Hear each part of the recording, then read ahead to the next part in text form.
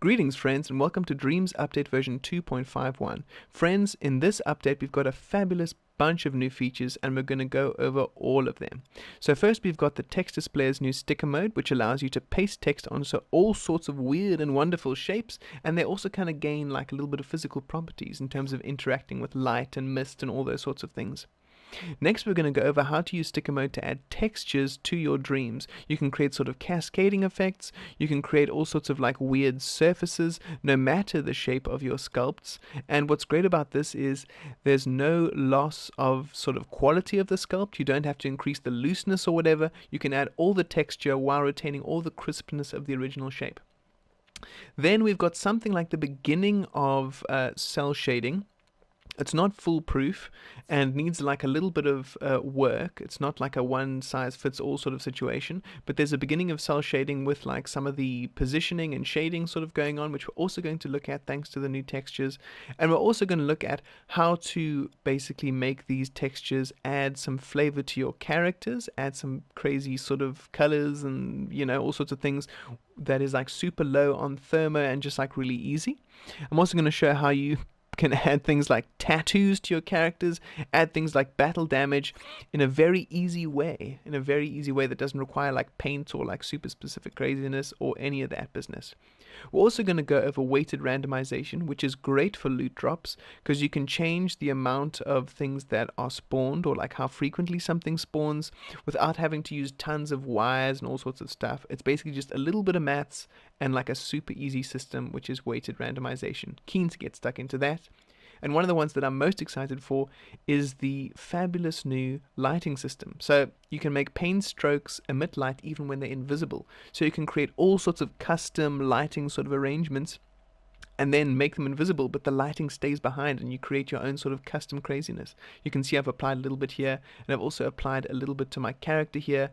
I really struggled with lighting before. Like my characters often looked a bit dim and like, you know, not very interesting or like shaded. Now you can create them so that they've got all sorts of crazy lighting and having a fabulous time. This green stuff here, I also just created that scan effect. Alrighty friends, and I've also got a bit of like a lighting situation where you can go around an area and it'll be lit up just by you looking at it by using the directional camera duplicates. So yes friends, currently I'm very excited for this update. I'm keen to get into it with you. I just want to say a big thank you to for this awesome new update. It really is so amazing. There's so many awesome new features that make it easier for people to like really mess around with dreams and like make the things they want to do. I was really struggling with lighting before, but I'm having so much fun now. And I also want to give a big old shout out to my boys Vince Cully and Tap Giles for all the bugs they've found and all the features they've found, and they've been posting about it on the old tweeters. So check them out there, and of course subscribe to them. They're a bunch of legends. And I also want to say that Tap Giles has released a new document on the old version 2.51 with all sorts of explanations on the new features. So check that out as well. It'll be in the description. Without further ado, let's get stuck in, friends. Whoop whoop. So let's start by looking at sticker mode and how it applies text to like weirdly shaped objects. So the first word is just the word Connie. It's in scene, but it doesn't have sticker mode applied, and as you can see it kind of looks really 2D and like almost invisible from the side, or basically any side that isn't like directly face on. This one over here just below it is the same word, and the only difference is I've applied the new sticker mode, which can of course be found in text displayer, this settings over here. So just a reminder, it needs to be in scene and it needs to be sticker mode. And then you can adjust the depth. Make sure it's sort of big enough, because if it's too thin, the sort of edges of it will disappear. Not too thin, but rather there's not enough depth. So make sure there's enough depth. But also make sure that it isn't needlessly massive, because that will also eat up your thermo. The size of the box does actually have a bit of a thermo impact. So the thinner the better. So what's great about this new sticker mode is that we can look at it from all the angles, woohoo, and it's looking very curvy and it's fitting to the object perfectly. Now these two below, the cursed Connies, may she protect us, there's slightly different vibes here, and I wanted to demonstrate the sort of effect of the curve and what it does to the text. So with a lot of these, from straight on, right in the front, like as you face it, it's perfect. But if you look at it from the side, you have very different sort of vibes going on. The letters kind of stretch. and that's because the text is being projected onto like the curved object. So from basically wherever we sort of set our little text box, that is where the projection will be coming from, and will result in a little bit of stretchiness or kind of letters being slightly cut off. So in my experience, and as you can kind of see here, the sticker mode works better with concave objects than it does with convex objects. So when I say concave, I just mean there's like an indent as opposed to like a bump. Indenting as opposed to embossing. So when the shape curves outwards, it's a little bit more noticeable, and when it sort of curves inwards, it actually looks a lot better, and the size of the text and that sort of thing isn't too important because it'll kind of always be displayed pretty nicely. There will be a bit of stretching, as you can see on the N here and on the R there, but generally it works pretty well with curved objects, and once again, concave better than convex. Now, I mean, of course, that depends on the angle of it. For example, this is a very like bulbous, very sticky outy sort of bump, so of course it's a little bit trickier. But yes. Now moving on, as we can see over here, depending on the amount of text that we've got, the projection will kind of get cut off, which is another sort of limitation here.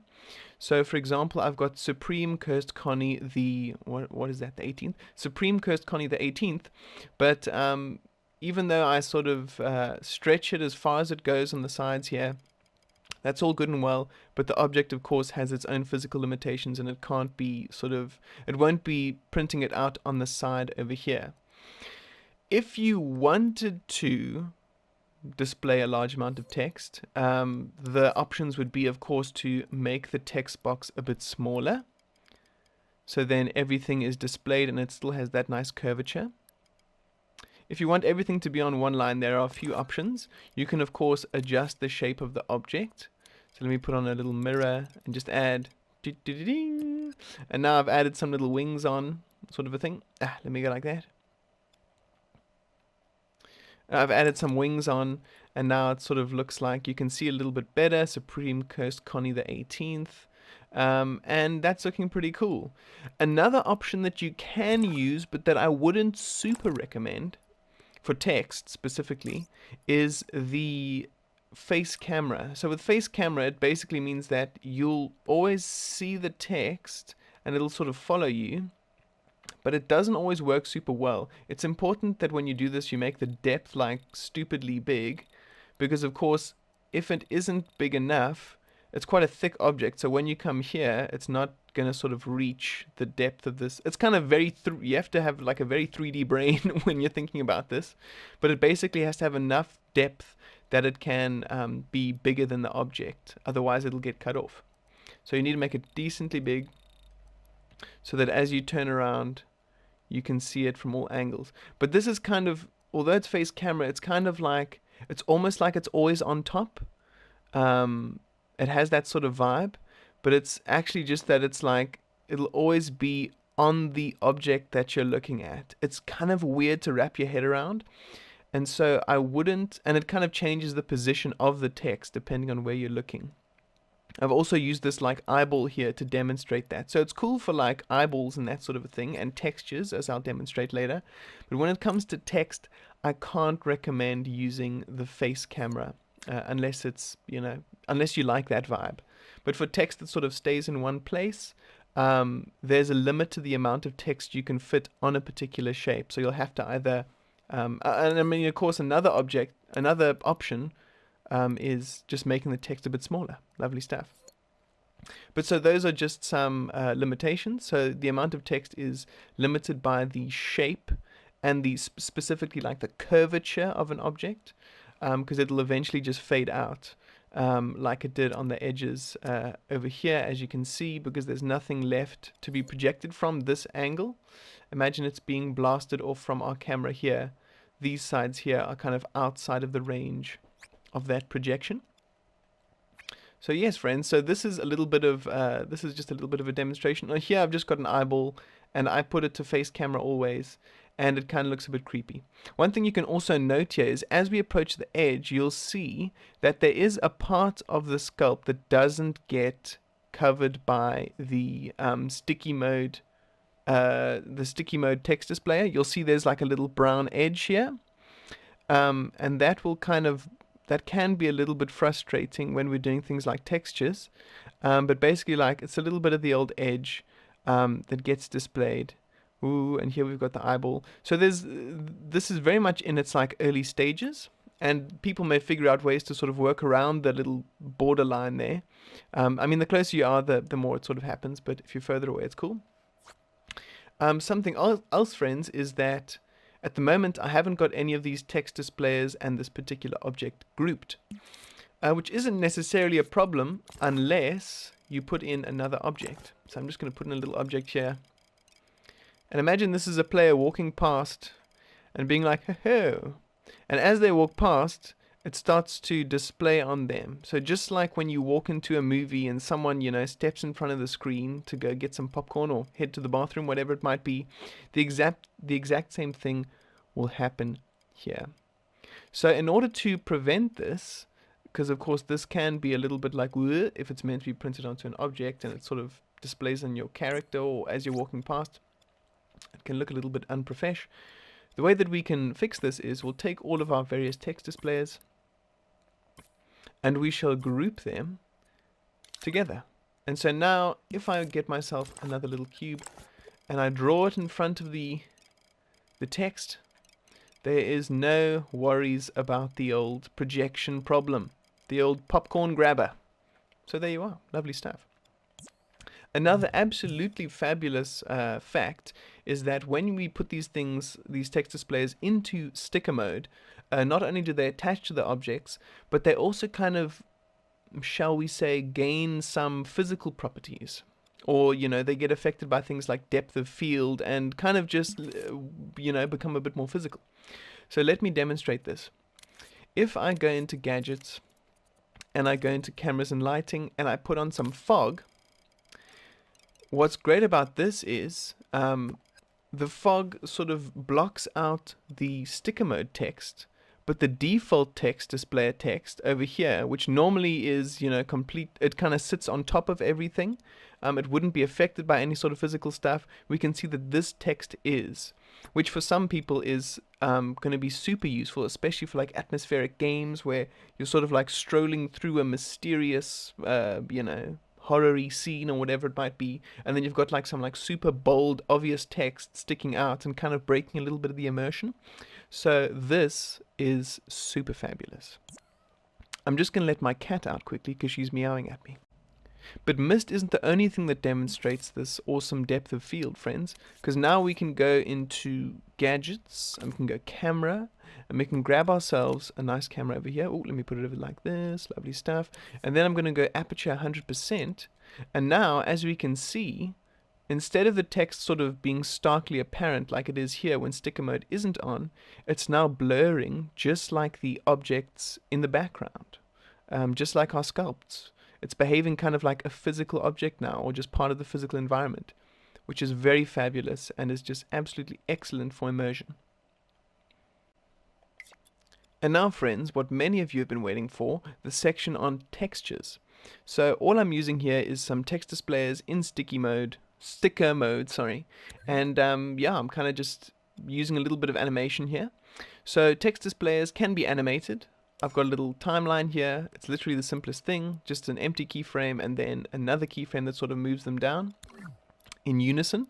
And as you can see, we've got a lovely sort of matrixy vibe going on here. And I think it looks really nice indeed. So what do I have going on over here? I've got my text displayer. I have in my text over here, I don't have any text, I've just got a space. And it's very important, friends, that you have a space. So just go into that little text box and press triangle and then R2 and you'll have a space and it'll be working fabulously. And what else? We've got just the text box over here. The text box is visible. You're going to want to turn off the border. You're going to want to turn off the shadows if those things are sort of apparent. And what we have now is, we'll go to the texture properties, texture, Lovely, lovely textures. And we're going to choose whichever texture we like. And of course we have our texture strength, which we can adjust as we desire. We've got our texture scale, which we can adjust as we desire.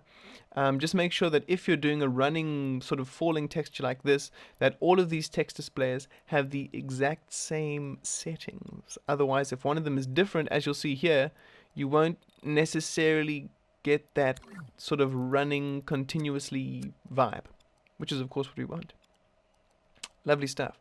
So what's great about this, friends, is you can kind of use it for many different features. So for example, if you wanted running water, all you would do is you would select all three of these, O1 and square, and let's say, okay, let's go with some blue, a little bit of light bluish.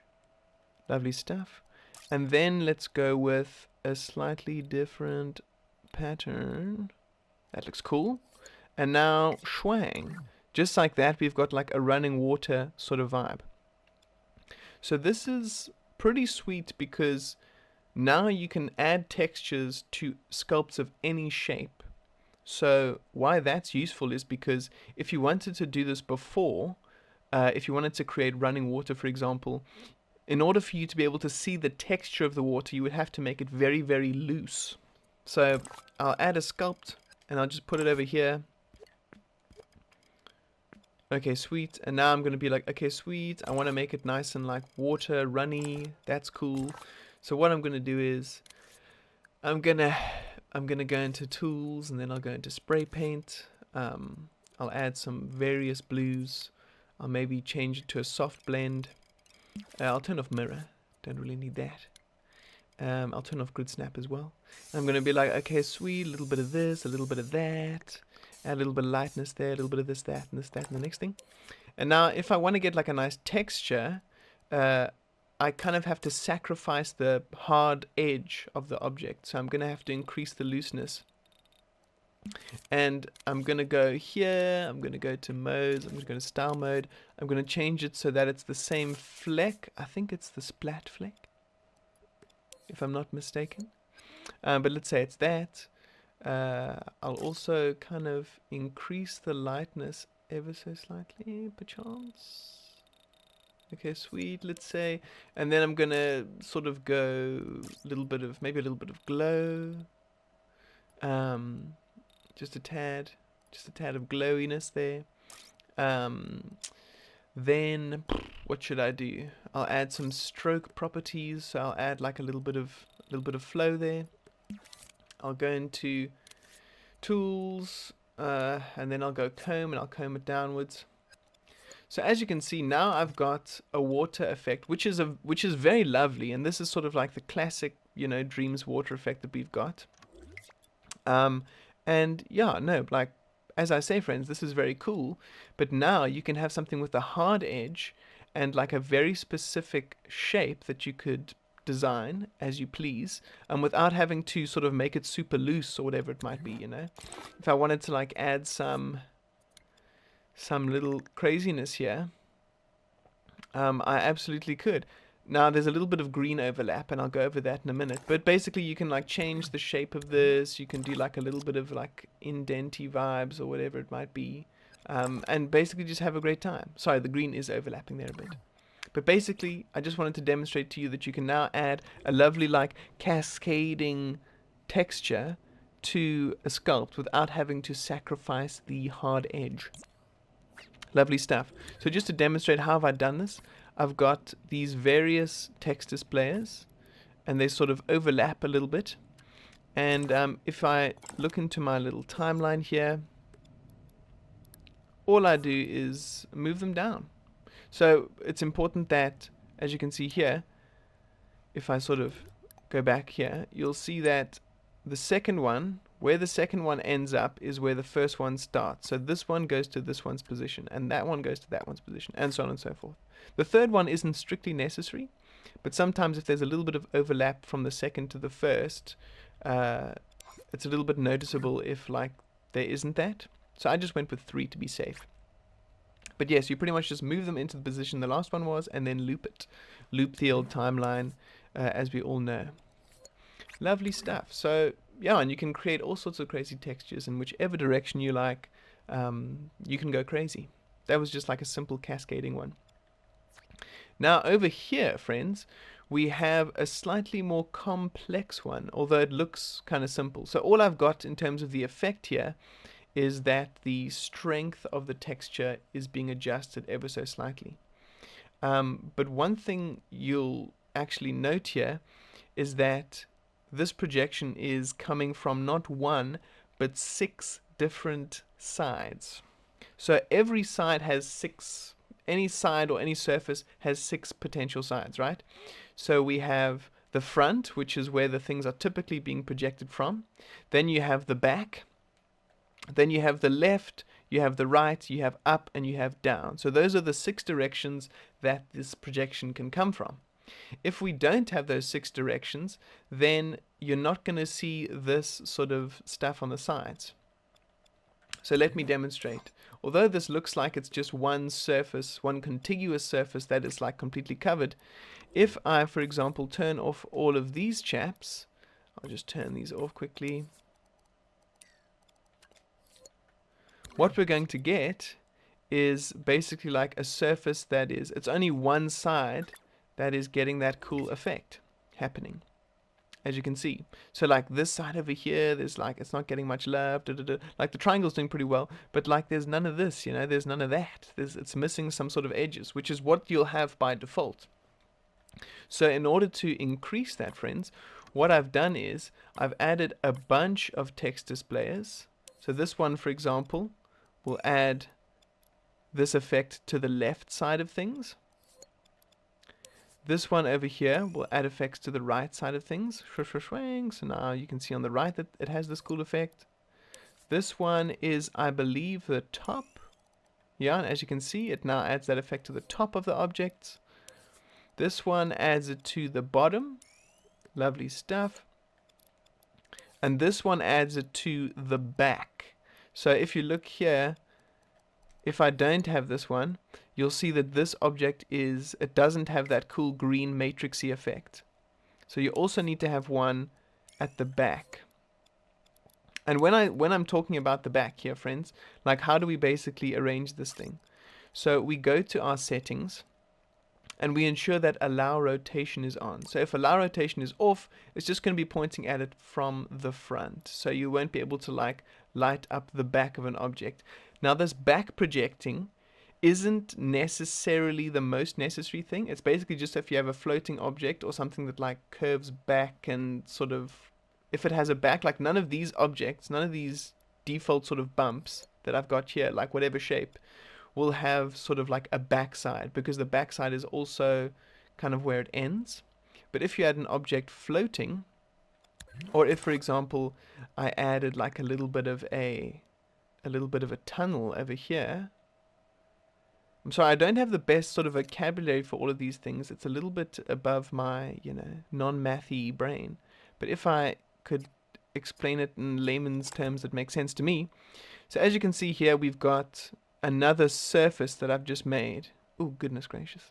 Another surface over here, which isn't getting all of our lovely matrixy vibes, because this is a 6th side. So we've got the front side, we've got the top, we've got the left side, we've got the right side, we've got the bottom, but now we have the back as well. Over here, the back. So that's what we need the last and the 6th sort of angle for. The 6th text display on for. And when that's on, we are having a good time. Wait, where is it? Oh, sorry. It's still there, but I turned off rotation. So if I turn rotation on, it'll of course by default sort of be pointing forwards like so. It'll be pointing forwards, looking cool. But I'll turn rotation on, and then I'll flip it around and align it with my little object here. Lovely stuff, so that it's in the sort of depth zone. And now the back of that sort of square that I've made in that hole is now also getting the cool effect and looking fabulous. And so is this floating object here. The floating object's maybe a little bit clearer, but I just wanted to make sure it makes sense to everyone. So to sort of once again just demonstrate how to get this effect, I'm gonna just like delete one of the sides. So now the left side is exposed, and we can see that it's not getting all of the lovely color. So I'm going to copy this one. I'm going to say, okay, cool. I'm going to put it down here. I'm going to say allow rotation. And then I'm going to grab it. Whoops. I'm going to grab it and rotate it. You might want to use a grid snap with this, so that this part over here, which was not getting the niceness, that part which wasn't getting the niceness, and this part, which weren't getting that lovely texture, are now able to get it. So yes, friends, it's a little bit tricky to do something here that has like multiple surfaces covered from every possible angle, but I think the finished look is quite fabulous. And what's great about it, friends, is that you can just flip and copy the bloomin' timeline. So I've got a timeline over here, and I can copy it over here, and now I can add any sort of crazy shape that I want to this object. And it's all covered like from every angle. So even if I go like a bit of this, or a bit of that, or a bit of these, a bit of these, like it's totally covered, my dudes. Like, how epic is that? And it's not that much effort, like, if I'm honest. You've just got to be careful with the thermo, because I've made these a little bit ridiculously thick to sort of just to be over the top and make sure that we can have crazy shapes. But you'll want to make those a little bit thinner. In other words, have a little bit less depth, so that it's not, firstly, eating up thermo, and secondly, overlapping with other surfaces. So, for example, if I do it like this, if I add here, I'm going to get the nice water effect here, but the greenness is going to overlap with my other sides, which is not Ayoba, not vibing. Of course, friends, this is all surface snapped onto this particular object. It's all part of that group. If I didn't have it surface snapped, it would be potentially displaying, if I like moved it down here, it would be potentially displaying on the sort of like floor and stuff as well. Which isn't the vibe. If I made it like a little bit bigger, you can see here, it would be displaying it on the floor as well, which isn't what you want. You want it surface snapped, or at least part of the group, so that you can create like awesome 3D, like fabulously textured objects, in a way that is, despite the depth of it, fairly light on thermo, and you don't sacrifice any of the glorious shape, which the sort of looseness strat from before sort of had as a bit of a pitfall. So it's looking fabulous, friends. That's really great. Another approach, which is a little bit of like a shortcut approach, friends, is that you can have an object just like this, just like a little circle with a little dent in it, whatever it might be, and instead of like putting a million text displayers on it from different angles, you can just go into your text displayer and you can go face camera. Now, face camera is a really, really good tool for your textures. When it comes to text, not so much. Text looks a bit weird. It kind of doesn't behave like you'd think text would. But when it comes to texture, it looks great. Because you can have something with, like, once again, add like a decent amount of depth, so that whatever angle you're looking at it, it'll be covered. But like now I've literally just got a sphere, and I've got my nice texture that I like, which I determine in my text box properties and my texture properties. And I just go to settings and put on face camera, and now I've got a sort of spherical object which has that cool effect, and it's really great. I really enjoy it. It looks pretty cool. Some sort of bugs, or like just little things to notice, is once again like with that eye that we mentioned earlier. There's a little bit of an edge here that you can see of the original object. So it might be beneficial, friends, to go into the object itself, into your object, and just make it black. So tint amount 100% and just make it black. I find that just makes it a little bit less sort of noticeable at certain sort of areas. I mean, of course, you don't need to make it black. You could, of course, also make it something like green to match whatever object you've got. So, for example, I could go here and I could make it green, and then it's like hardly noticeable when that sort of border line comes up. Another thing that I wanted to demonstrate was a kind of, shall we say, a beginning of cel shading, but it's not super versatile. So, for example, if we looked at it like this, all my cel shading like squad would be freaking out and having a great time, and as would I. The only sort of like in terms of a minor gripe, you might want to go to this and change its color to black, and then you might have like a better time in terms of that edge. But one problem with this, although it looks like it's got that nice cel shady boundary, the problem is that when the shape becomes not something simple, it kind of loses it and goes a little bit. It goes a little bit crazy. So what are the key settings for this sort of semi-cel shading? Once again, it's not the best, it's not the most versatile, but you're basically just going to sticker mode, have your particular depth. You kind of just make like a little bit of a thickish sort of text box. So for example, if I change the depth here, it becomes a little bit of a thinner border. If I make it bigger, it of course becomes bigger. But I do this sort of a thing. And it looks pretty cool once again, but it's not the most versatile. It sort of breaks when the shape is a little bit unusual. So yeah, you just have your sticker depth. You don't have to worry about minimum in-scene size, and you just have your face camera on. You might want to mess around with sort order. For example, like if you have it set to 1, if you just have everything set to 1, it might get disguised if you've got any other textures.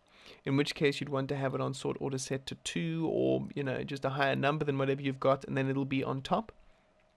And then yeah, you'll have this sort of semi-cel shading vibe going on.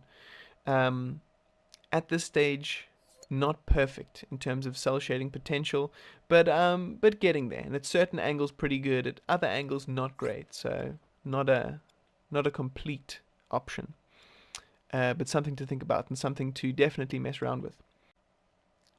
So next we're going to be looking at texture in relation to characters. So over here I've just got a silly little character, and I've just got a text displayer that is in the group of this particular dude. So I just scoped in and I slapped down a little text displayer with this sort of red texture, sort of vibe.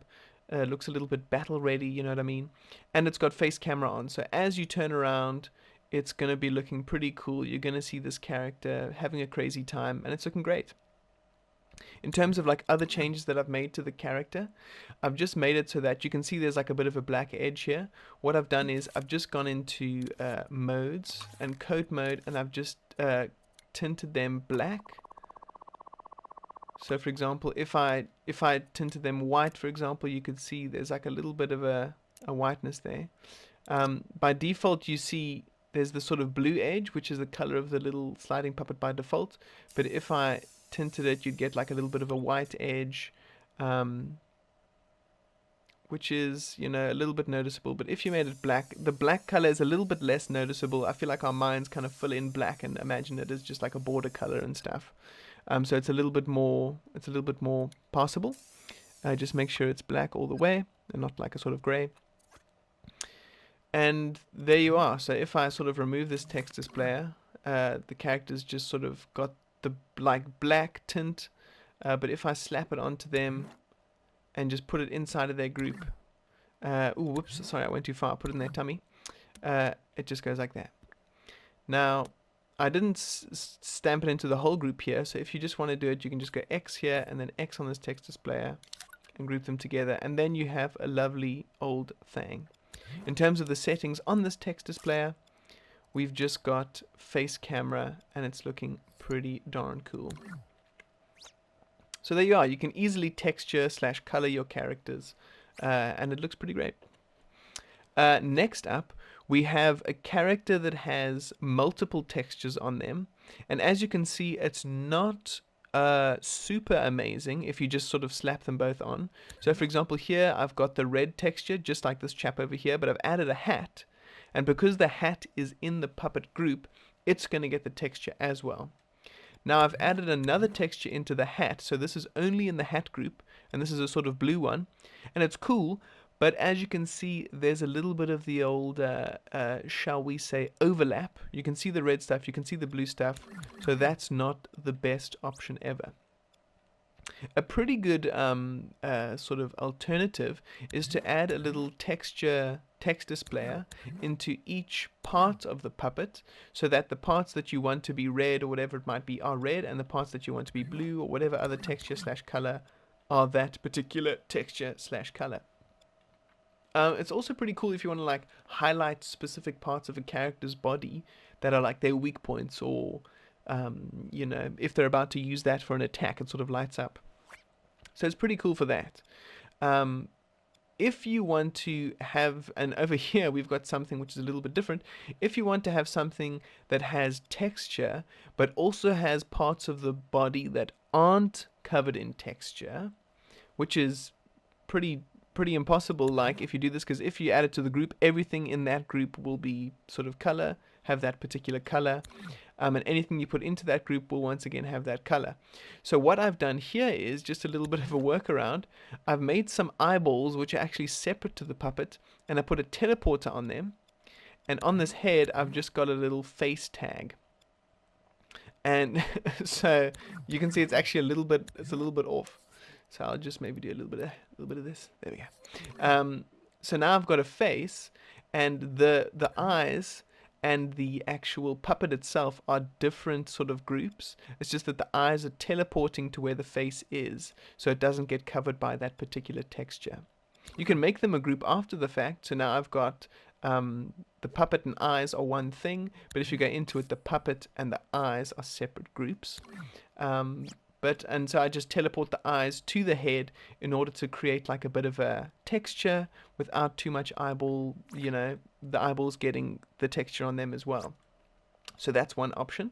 Another really cool feature, friends, that I think not many people have maybe thought of, although maybe that's assuming too much, but you can have like really cool tattoos for your character.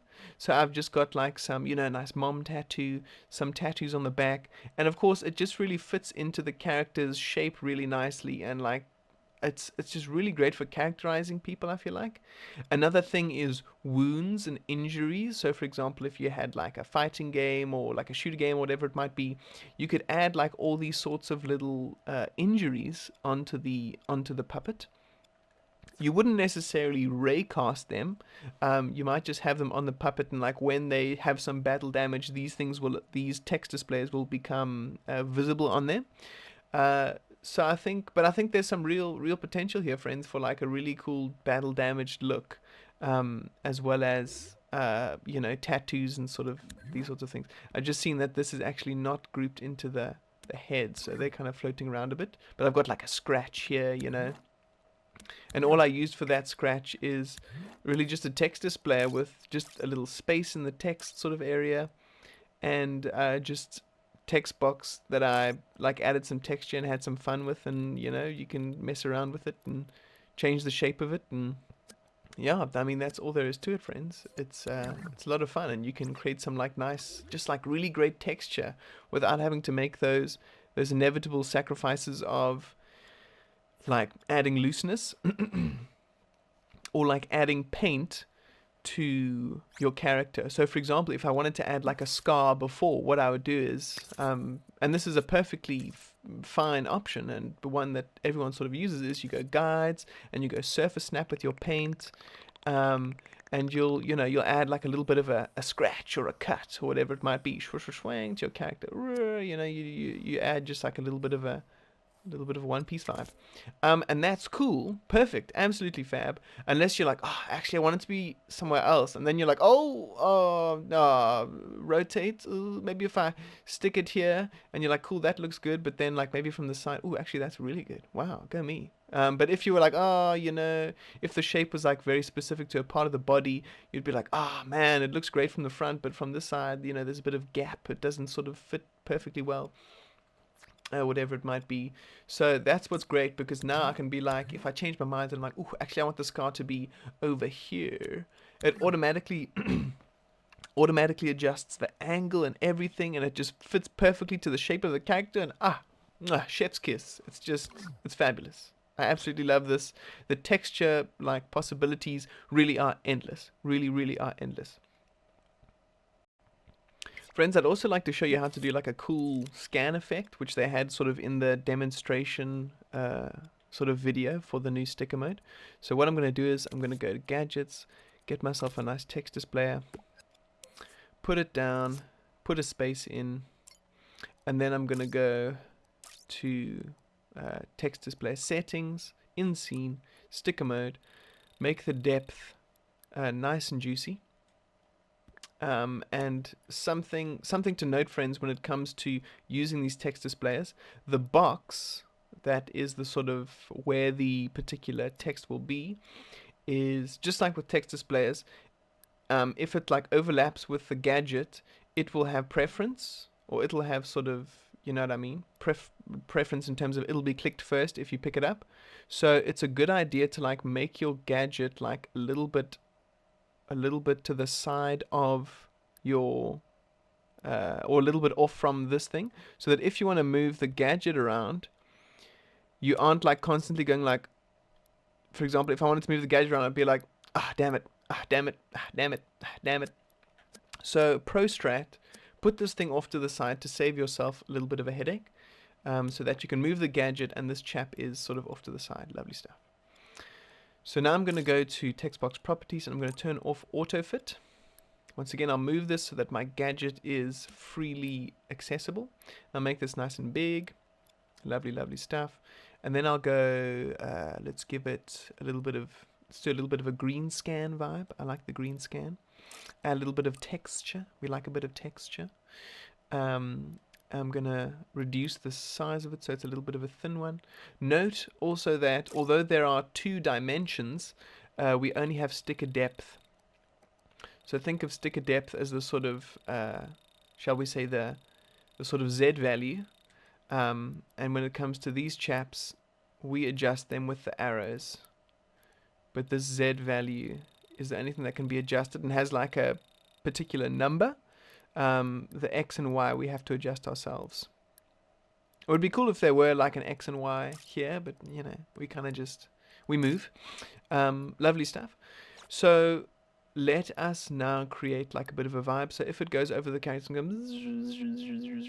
that's cool. So it's a little bit thick, so I'm just going to make that a little bit thinner, a little bit taller, and then add a little bit of depth, so that like we get a really nice scan vibe going on there.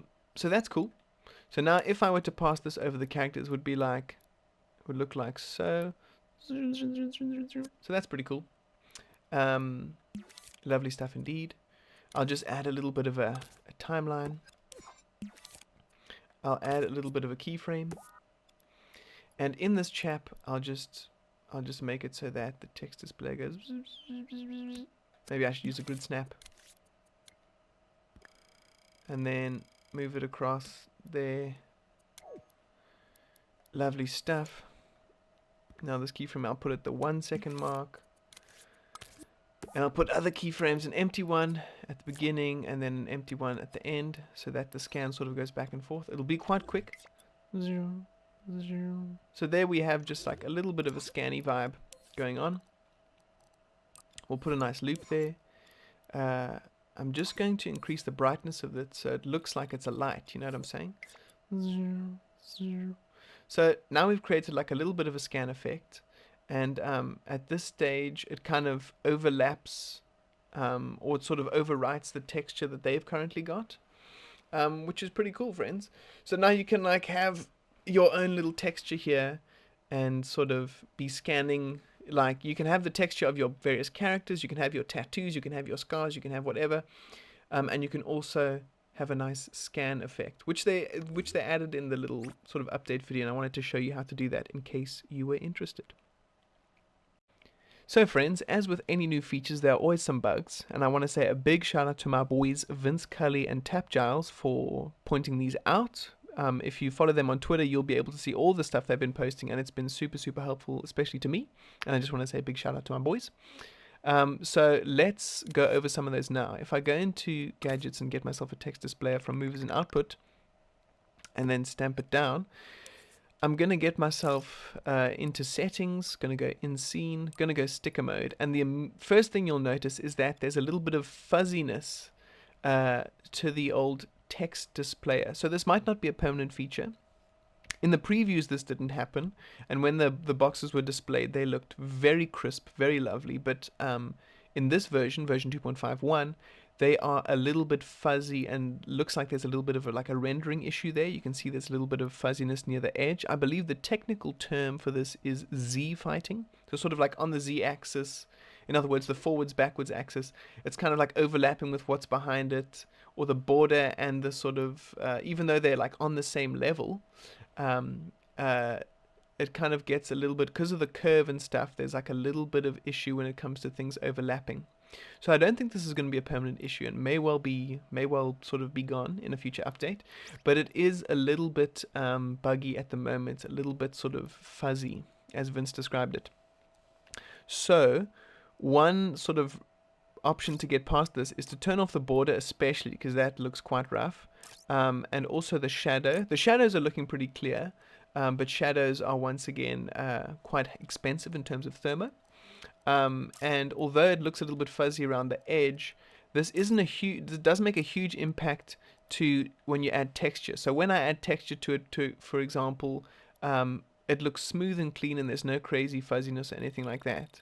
One thing that I do notice with texture is that parts of it are like illuminated, and I'm not 100% sure why. This isn't my experience with normal things. What it could be is, so for example, if I turn it off, it looks like that.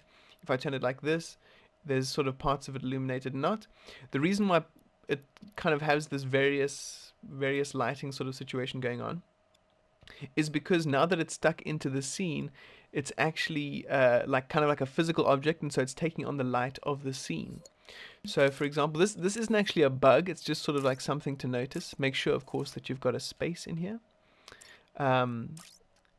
Make sure that you've got enough depth in there. Also make sure that auto fit is turned off. So if you're noticing this kind of like bits of glowiness in here and you don't like that, just remember that this is a feature of the fact that it's like kind of like a physical object now. So if I add some light in over here, swing, you'll see that it kind of changes the vibe that we've got here. Of course, I'm going to adjust we're going to adjust the light, and now you can see it kind of looks like pretty like samey. The color looks like there's not a lot of variation in it. There's no like parts that are brighter than others, and so on and so forth. But if I take the light away, of course, we've got the situation over here. Okay, friends, now the last demonstration I want to do with sticky mode textures is to take a little sculpt I've got here. I want to kind of create like a bowl vibe, and I want to basically add some texture. And how am I going to go about doing that? So I'm going to go into gadgets, move as an output. Let's go on to text displayer, throw one down. We'll go in scene, we'll go sticky mode. We'll add quite a bit of depth, probably trying to be as long as that, even a bit longer. And then we're going to go to enter text, press triangle. Then we're going to go to the old text box properties, all the way to the bottom, auto fit, and turn that business off. Make it as wide, make it as tall, and we're going to now go and turn off the border. We're going to turn off the shadows. We're going to texture properties and make it sort of painterly, this one over here. And we're going to sort of move it down so it's kind of like a little bit of this. We're going to want to make it kind of, let's see, like a bit of a brownish vibe. Let's change the texture itself. Oh, actually that is pretty nice. Just this sort of circular texture. Check texture strength. You can sort of reduce it a little bit. It doesn't have to be too strong. Texture scale. Mess around with that. See what you like. And then let us go to settings and go face camera. And so we're also going to want to make sure that this is a part of the group of the bowl. So we tap X on the bowl, tap X on the text display, and we go like this. And so now when we look at the bowl like this, it's looking pretty sweet. Because of the shape of it though, this section isn't sort of getting a lot of love. So if that is the case, what you can do is copy this text displayer. Whoops, copy it with L1 and R2. Then for this one, we're not going to have face camera, but we will have rotation. and we're going to point this one down so that it's looking sort of directly down on this thing. That's looking cool. Try not to change. I just changed the shape by accident, but try not to do that. If it's not quite like reaching where you want it to reach, then increase the size of this rather than increasing the size of the whole thing, because then that'll change the sort of scale of the texture, and one will look a little bit bigger than the other. So now I've got a bit of texture here. It's looking pretty sweet, and if I sort of turn around or whatever it might be, the texture is actually going to follow it, and we're going to see it on this part of the bowl as well. So that's one way to do it. You can have it so that it faces camera, and then it'll sort of have the texture wherever you look at it, but you can also just add in the texture from multiple angles, and that way it'll always have that lovely texture wherever you're looking at it from, and there also won't be like a moving texture vibe like you've got over here on the sort of edges. It's a little bit dark, but if I put on studio lighting, you'll see that there's like a bit of movement of the texture. If you don't like that movement of the texture, you'll just add in at least 2 but up to 6 different angles, so that whatever angle you're looking at it from, front, back, left, right, forwards or backwards, you'll get that lovely texture. Okay, sweet friends, and that's the last bit of sticker mode stuff. Woohoo! On to the others. Now it is time for weighted randomization. So as you can see, friends, we have a randomizer here that is emitting a bunch of fruit, and generally speaking it's a pretty even spread in terms of fruit. At the moment it's on true random, so that means that we can have multiple of the same fruit at once. So for example, as you just saw there were 2 apples after each other, 2 pears, all that sort of a thing. So it's not on no repeat. So let's go into the randomizer and discuss this more fully. So by default, when we get a randomizer, it'll be set to no repeat, or it might be set to shuffle or whatever it might be. But when we have weighted randomization, in other words, where we want some things to spawn more than others, the only thing we're going to be interested in is true random. If we have no repeat, then it'll kind of mess with things a little bit. Now let's talk about sort of use cases for the weighted randomization. Let's also go to the page here and we'll start to discuss this. So the use cases would be like if you have loot that an enemy might drop and you want certain things to be rarer than others. So for example, if they drop a small health potion, or whether they drop a big health potion, or whether they drop a little bit of XP, or whether they drop lots of XP, you don't necessarily want like an enemy to be dropping rarer items, and it could be just like the typical sort of loot system of like common, uncommon, rare, epic, legendary. You want certain things to be more common than others, and certain things to drop more infrequently. You want them to be a rare occasion. So what we're going to be doing for that is using the output weights, or the weighted randomization. In the past, what we'd do is we might say, okay, cool, I've got a bunch of these. I've got, let's say, 3 things that I want, and I want apples to spawn more than, we want apples to spawn more than pears or oranges. So what we would do in the past is we'd create the maximum amount of pores, something like 10, and we'd connect a bunch of them to A, so that there's a much higher chance of here having this particular fruit. So now, as you can see, it's like 7 out of 10 chance that you're going to get an apple, 1 out of 10 chance you'll get a pear, and 1 out of 10 chance you'll get an orange. So this system is not bad, but it doesn't have as much control, and it also has a lot more wires, which in the long run, if you have a lot of these systems, if like every enemy has like a randomizer like this in them, with like 1 million wires, it's going to start, it can end up causing a little bit of like a thermo issue. But it's also just chunky and like a little bit, not super efficient. And we like making things efficient and low on thermo and all that sort of stuff. And that's what the new weighted randomization has added. So by default, everything will be on 50.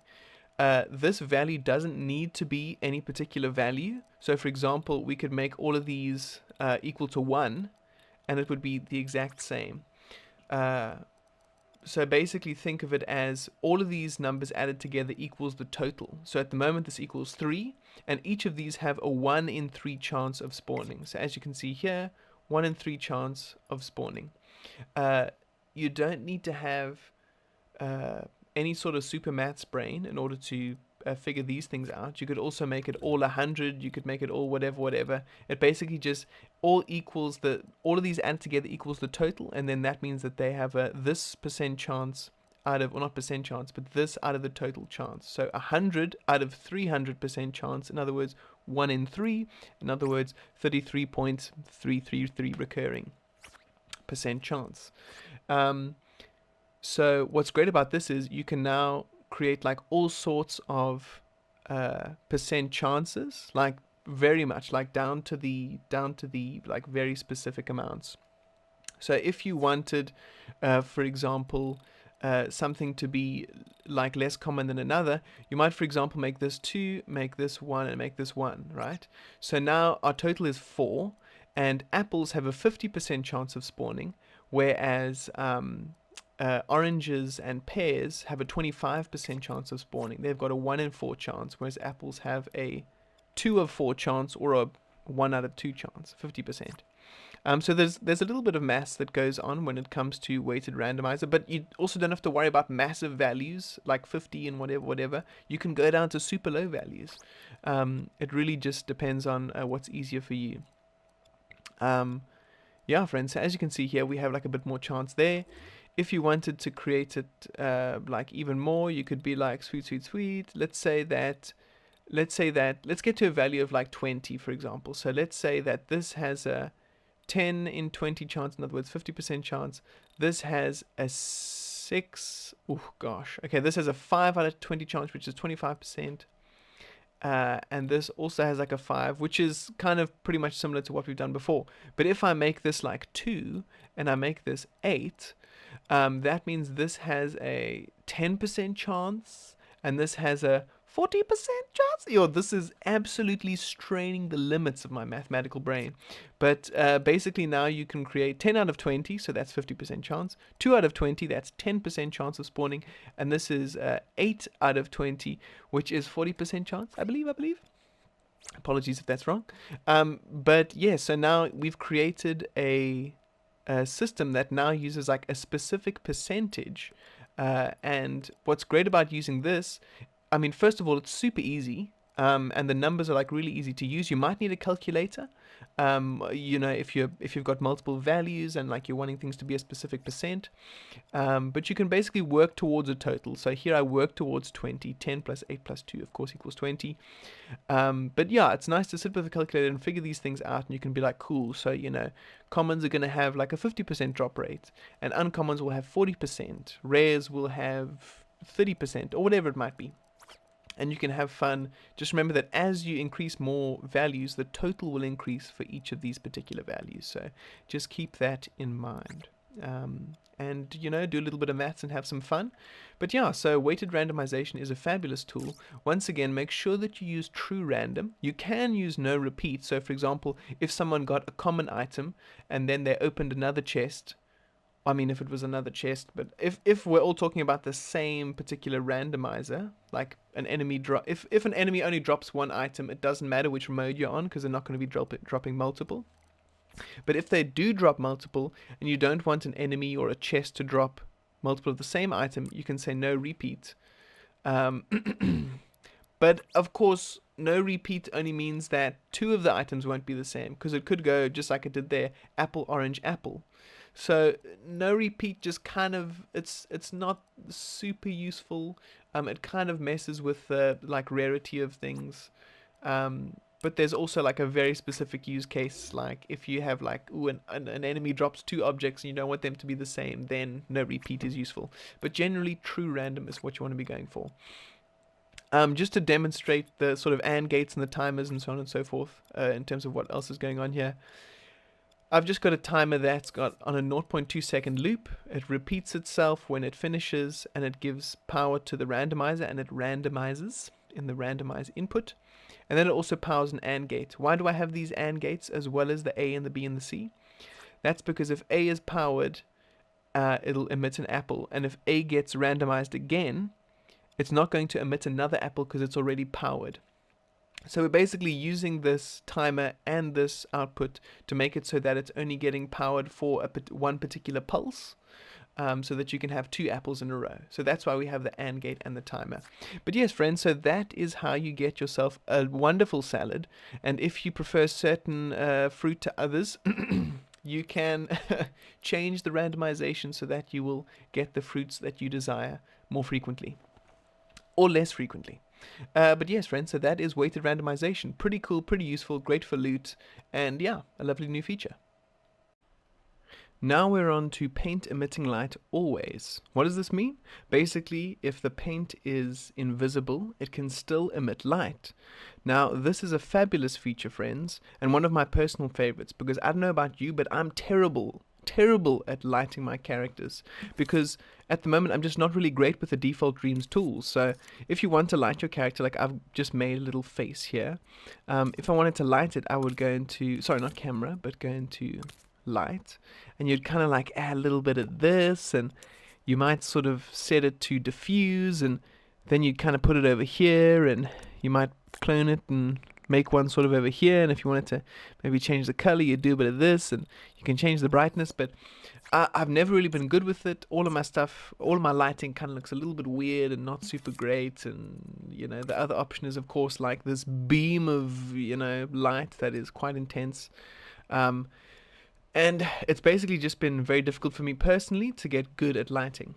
But not anymore, friends, because now we have the fabulous addition of being able to use paint as a lighting tool, like as its only use. So you won't actually see the paint strokes at all, but you will still get the lovely lighting that it emits. Because one limitation of normal sculpt, so for example, if I do a nice sculpt over here, make it nice and long, if I increase its glow, you'll see sort of over here that the glow actually comes from the center of the object. You'll see that over here on the ground, the glow is quite strong, but on the edge, not so much. And even on the edge of the shape, you can see the glow is slightly less. It's a bit more of an orange, and in the center, it's quite yellow. This isn't the case with the paint stroke. So if I do a nice paint stroke like so, and if I increase its brightness, you'll see that the entire thing, sorry, it's a little bit bright, the entire thing is bright the same amount, and not only that, but it lights up the whole area underneath it. Not just the central spot, as you can see the sculpt has over here. So, what are we going to do today, friends? In order to demonstrate this lighting to you, I'm going to use it to add a little bit of lighting to my character's face here. So I'm going to go into paint mode, and I'm going to get us a nice red color. Now I'm going to go by my character's eye and just do a little bit of a curve. Then I'm going to go to it, and I'm going to go brightness and increase the brightness there. And then I'm going to go to opacity and go opacity 0. But of course at the moment nothing's happening because emit light isn't on always, but now if I go always, swing, it's going to be emitting light. Now, if you had your preview invisibility off, you can turn it back on, and now you can see I've got a little bit of lighting there, and I can adjust it, of course, as I see fit. So I can go like here. Very cool. Now, I can increase the opacity again, and I can add a few more things, and just add like a bit of what you might call like bounce lighting, or lighting that's kind of like you might see in the scene, or if you just want to give your character their own specific lighting that looks kind of cool, or like very much them, you can just add it, set that opacity to 0, and now my character has a bit more of like a red sort of vibe going on. But when I look at this, I'm like, their chin is still like a little bit dim, you know what I'm saying? And I don't want to necessarily like change the position of the sun in order to give them a non-dim chin. Wow. Anyway, that's good. That can be my nickname. I'm going to then add like a little bit of white light and just go over here. This is also cool because you can of course vary the colors, which wasn't as easy when you're using the old light tool. You can do like a little bit of this, a little bit of that. That's very cool. Lovely stuff. You can be like, okay, cool, maybe he's got some sort of greenish highlights by his hair, so I'm just going to add like a bit of crazy green vibes here. Turn that opacity off, and once again you create just like a totally different vibe by just changing these things and sort of moving them around, and you can even move it a little bit further away. And like now, if I have opacity at nothing percent, if you look at the character's hair, it has like a green sheen to it, and there's no like ugly sort of weird paint strokes that like you've painted here. Like these look kind of gross by themselves, but when you make them invisible, the effect of their lighting still remains, and you have a character that's like looking so much better than before. So for example, if I just turn off all the settings I've had by making it when visible, here's my default character. Oh, look at him. He's so poorly lit. Goodness gracious me. But you turn the lighting on and so you could actually see like as it turned on, like the different colors were working together. They like was a little bit red at first, so on and so forth. I'm not super great at lighting, to be honest. I'm not super amazing. This is literally like the first time I've been able to like have fun with it and feel like I have more control over it. And yeah, so I'm just really enjoying the fact that you can create like your own bounce lighting, give your characters their own sort of lighting feel. I would suggest, of course, that you click on your paint stroke. This is all one paint stroke, by the way, like, or one individual paint object, I should say, rather than multiple. So what I sort of do is I make it so it's like only slightly visible, very very low opacity, and then I just paint on the particular strokes that I want, and then I make it 0% opacity so that the paint strokes aren't visible, but the lighting remains. And then we sort of have some fun with it. So just make sure that emit light from glow is on always, and then click on the paint stroke, click on your character or part of their body, and group it together, so that now we're also just going to make that opacity 0 quickly. So now as your character turns their head around, there will be a little bit of difference in terms of there will be a little bit of difference in terms of like lighting from like the sun and that, you know what I mean, or the lights in the natural scene, but they will still have their own vibe. And as you can see, the like light color of his hair is, you know, very cool.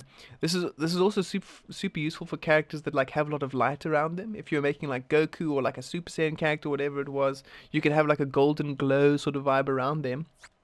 That was like constant. This is also super useful for stuff like cel shading, I would say, because I mean one of the sort of cornerstones of cel shading is the like the use of lighting, and that it's like, you know, constant in specific settings. It doesn't sort of obey physical light sort of rules, but like the cel shading has it like it sort of implies its own, or it sort of applies its own lighting vibes. So once again, another thing that's useful for cel shading. But yes, friends, so currently I'm having a damn good time with this lighting, especially in relation to characters. But there's some other things we can also do, of course. I mean, you can light up your particular like objects, you can light up your scenes, make them look like a little bit more interesting, absolutely, with the use of these, with the use of this technique. So for example, if you just do like a little bit of a paint stroke sort of vibe, you can have, sorry, let's do some yellow. You can have all sorts of things going on. You can have swing. You can have all sorts of things happening. You can have like multiple colors, even within one paint object. One collection of paint strokes. You can have a really fun time just messing around with lighting, and it doesn't have to be. You can even just add like little dots and sort of see how it makes it look.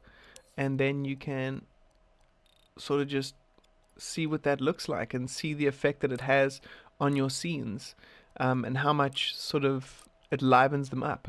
I'm super excited about this, friends. I didn't think I would be. I sort of saw it and I was like, oh, that's cool. But lighting is something I've really struggled with, and I find this very, very accessible. It's just super easy to use. Okay, sweet. In terms of some other funky usages of this, some of the ones that I saw in the old preview stream, which was very cool and I would recommend you check out. You can create things like, so let's do like a little bit of a little bit of a paint splashy vibe, and I'm going to go increase some brightness there. Shwang, so it's pretty bright there.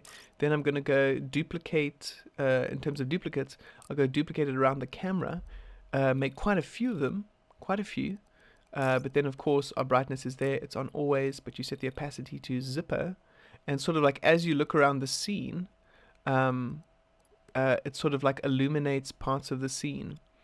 And it also kind of gives this vibe of like almost like fairies like appearing. Like if you look over here, you can see like areas are getting illuminated like in front of you. I don't know if you know what I mean by like fairies, but like if you look here, you see how it like lights up these various parts. I just think it's really cool. You can't super see it in like a very flat sort of environment, but if I had to add some uh, let's see. I'm sure I've got some trees somewhere. Let's look at my creations. Find some trees. Try not to spoil the future things I'm trying to create. Okay, let's get some trees. Throw down some trees here. Alrighty. Tree, tree, tree, tree, tree, tree, tree, tree, tree, tree, tree. And of course, if you're sort of just chilling and living your best life, let's just look at this original stroke again as well. Um, if you turn this off, for example, emit light never, you're going to go into your environment and it's going to be very sort of typical. It's looking pretty cool, not too bad. But if you want to have that added sort of like mystical vibe, you can take this fleck and just make it a bit more green, shall we say. Let's make it a bit more green and turn on that effect. And now, like when you go into the mystical forest, as you like go around it, there's like basically dynamic lighting. Let me to put those trees up a bit. There's like dynamic lighting going on here, friends. So like as you're going around this environment, and it could be activated by trigger zone, for example. So like only when you're in the foresty area it turns on. But I mean, look at this, friends. I feel like the sort of it speaks for itself very much. Especially if you like look on the floor and you see like all this cool green stuff like appearing. It's just really, really special, really, really magical. And you can even create like sort of color palettes that are like a bit interesting or like a bit different, you know. So you could go like a bit of purple. So now when I'm in the environment, like I'm getting bits of sort of purple, like a bit more of a murky forest vibe. And yeah, it's just, ooh, friends, I'm really enjoying it. I think there's so much potential here for just like your regular average dreamer getting like really good at lighting, because I was just so trash at it, and I still am, but I'm just you know, there's tools and means by which I can now get good, which makes me very happy, friends. And I want to say a big old thank you to for like all these awesome new features. Oh my word, like this is so great. And it just feels like, you know, there's more and more for us to do all the time. And TLC Part 4, I mean, all of the TLC updates have had me over the moon. And I'm just really loving this one as well. So big old thanks to friends, that is, as far as I'm aware, that's most of the things that I was looking at, most of the features that I was thinking of going over in this update. Stay tuned to the Twitter, because of course there's the tweeters, because there's tons of stuff happening there in terms of, you know, people figuring things out and bugs and so on and so forth. But yes, friends, thank you so much for sticking around for this update, and yes, thank you for checking out this video. I hope you're excited about these features. Let me know what you're excited about. Let me know if I missed anything out, and we can sort of talk about it and figure it out together. Community vibes. Much love, much love. But thank you so much, friends, and I shall catch you on the flip-flop. Peace out.